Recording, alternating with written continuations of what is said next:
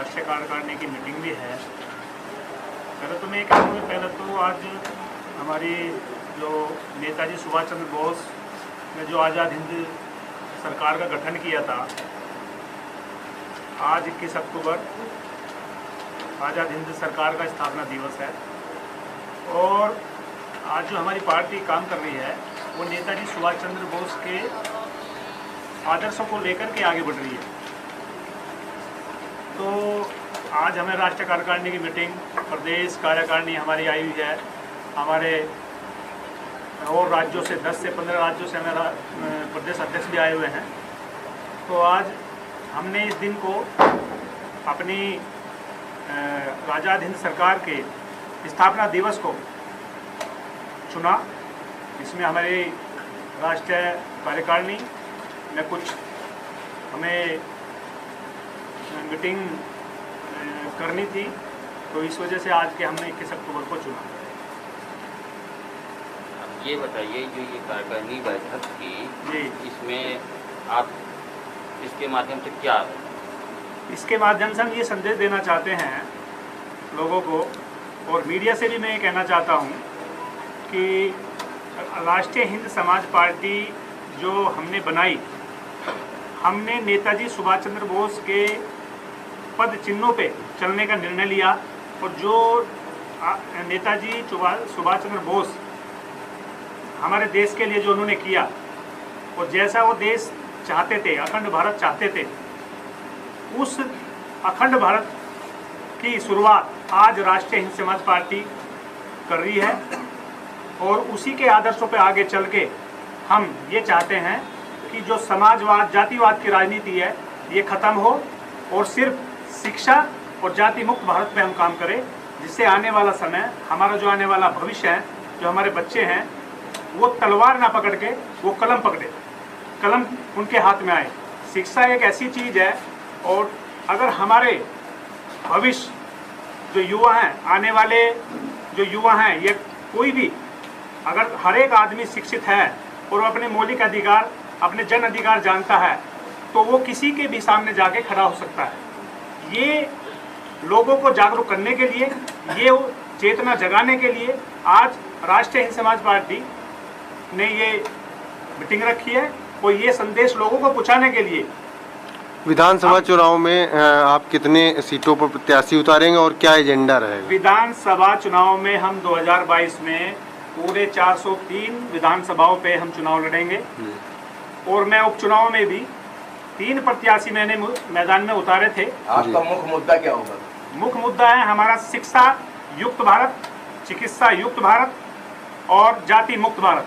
देश में इस वक्त जो अराजकता का माहौल फैला हुआ है, दिन औरतों पर दुनिया बलात्कार, इस तरह घटना हो, तो उसके बारे में क्या कहना चाहते हैं? देखिए, कहीं ना कहीं आज जो हमारी प्रदेश सरकार है, आज फेल है। लॉ एंड ऑर्डर बिल्कुल ख़त्म है। उसको महिलाओं पे आज इतने अत्याचार हो रहे, पहले, अब से पहले भी ऐसे काम होते थे, गवर्नमेंट गिर जाती थी, लेकिन आज लोकतंत्र में कहीं ना कहीं दबाया जा रहा है। हर समाज को, हर वर्ग को, मीडिया को भी, मैं तो ये कहूँगा मीडिया को भी दबाया जा रहा। जब हाथरस कांड में मीडिया को नहीं जाने दिया, तो बताइए मीडिया की क्या वैल्यू रहेगी? तो कहीं ना कहीं लोकतंत्र का हनन हो रहा है यहाँ आज के समय में। निजीकरण को लेकर जो प्रदेश सरकार निजीकरण कर रही है, उसके बारे में क्या कहना चाहते हैं? निजीकरण, आपने सुना होगा, पहले एक ईस्ट इंडिया कंपनी आई थी, उसने धीरे धीरे आकर के हमारे देश में कब्जा किया। निजीकरण क्या है? पहले जो सरकारें थी, चाहे नेहरू हो, अटल बिहारी वाजपेयी हो, या नरसिम्हा राव हो, या आई के गुजराल, जितने भी हैं, उन्होंने सरकारी इंस्टीट्यूट पैदा किए हैं, उन्होंने बनाए हैं, उन्होंने रोजगार दिए हैं। आज वे सारे इंस्टीट्यूट, सरकारी इंस्टीट्यूट बेचे जा रहे हैं। तुमने एक कहावत सुनी होगी, गांव में अगर पुश्तैनी कोई जमीन बेचता है अपने माँ बाप की, तो उसको कितना लोग ये कहते हैं, इन्हें अपने पुश्तैनी जमीन बेच दी, कितना बुरा मानते हैं। लेकिन आज देखो, ना तो जनता बोल रही, कोई बोल नहीं रहा है इस चीज़ में। निजीकरण होता जा रहा है, सरकारी संस्थाएं बिकती जा रही हैं, और जो ठेकेदार हैं उनके हाथों में सब चीज़ दे दी गई। वो तो अपनी मनमर्जी से करेंगे। 10 आदमी रखेंगे, 10 में जिसको अच्छा काम करेगा वो रखेंगे, उसको निकाल देंगे, सैलरी अपनी मनमर्जी से देंगे, क्योंकि उनने तो गवर्नमेंट से खरीद लिया। तो निजीकरण तो ये बिल्कुल निजीकरण नहीं है, ये है रियासतीकरण। ये निजीकरण नहीं है, ये है रियासतीकरण। क्या इस जैसे ये संदर्भ में भारतीय जनता पार्टी जो है जातिवाद की बात कर रही है, लगातार इस तरीके की बात सामने आती जी। है। अल्पसंख्यक जैसे मान लिया अल्पसंख्यक के साथ ये सब बातें आ रही है सामने, जी, इसमें जी। क्या कहना आपका? अल्पसंख्यक आपकी पार्टी क्या करेगी? देखो, अल्पसंख्यक की बात करते हैं। मैं आपसे बताऊं, भारतीय जनता पार्टी ने एक मानसिक सांप्रदायिक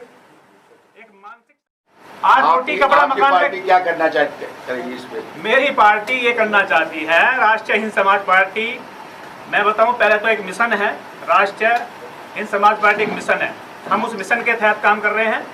और मेरी पार्टी ये करना चाहती है, जो गरीब मजदूर किसान दबा कुचला, हम उनको शिक्षित करना चाहते हैं। सबसे पहले जिस दिन मेरा देश शिक्षित हो जाएगा, मेरा देश शिक्षा निःशुल्क, हम इसलिए अभियान चलाया, चिकित्सा मुफ्त का अभियान हमने इसलिए चलाया, जिस दिन हमारा देश का हर एक नागरिक शिक्षित हो जाएगा, उसे किसी दलाल की जरूरत नहीं पड़ेगी। आज थाने में भी जाता है कि मेरा आम आदमी, एक मेरा गरीब आदमी, वो जाके थाने में देखता है कोई ठेकेदार खड़ा, बाहर मैं जो एसओ के सामने चला जाऊं। ऐसा क्यों? आज भी हम गुलाम है मानसिकता के। वो इसलिए है कि हम शिक्षित नहीं है, हमें अपने अधिकारी को पता नहीं है। तो आप किस तरह से जागृत करेंगे लोग? ये हमारा अभियान चला हुआ, हमने अभियान चलाया है, हम बूथ लेवल से, एक गरीब आदमी से, हम किसी ऊपर लेवल से काम नहीं कर रहे, हम बूथ लेवल से काम कर रहे हैं, लोगों को जागृत कर रहे हैं धीरे धीरे जाकर। और लोगों की समझ में आ रहा है, लोगों की जरूरत है शिक्षा, चिकित्सा, रोटी और कपड़ा मकान। जातिवाद पे वोट नहीं मिलेगी। अब हिंदुस्तान पाकिस्तान बहुत हो लिया, अब ये नहीं चलेगा। राष्ट्रीय हिंद समाज पार्टी एक क्रांति है और ये क्रांति लाकर रहेगी। बिहार का चुनाव है, क्या बिहार में भी प्रत्याशी उतार रहे हैं क्या? बिहार में अभी प्रत्याशी हम बिहार में नहीं उतार रहे। अच्छा, उपचुनाव में कौन कौन लोगों को उतारा, कहाँ कहाँ? हमने उपचुनाव में बागरमऊ में अपने वीर बहादुर रावत को उतारा। और मैं आपसे बता दूं, पासी समाज के 58,000 वहाँ वोट थी। पासी समाज को किसी ने टिकट नहीं दिया था, हमने वहाँ टिकट दिया। वहाँ पे हमारे मुख्यमंत्री जी जाते हैं, दिनेश शर्मा जी वहाँ हैं, डॉक्टर महेंद्र कैबिनेट मंत्री, अधिकारी हैं वहाँ, जिन्होंने डीएम है या रिटर्निंग ऑफिसर है, वो अपने दिमाग से, अपने जमीर से काम नहीं कर रहे, वे दूसरों की कठपुतली बन के काम कर रहे हैं। किसकी कठपुतली बन के काम कर रहे हैं? वे सरकार की कठपुतली बन के काम कर रहे हैं। आप सीधे से सरकार को दोषी मानते हैं, आपका टिकट कैंसिल हो, सरकार दोषी है? आज हमें प्रूफ नहीं मिला ना।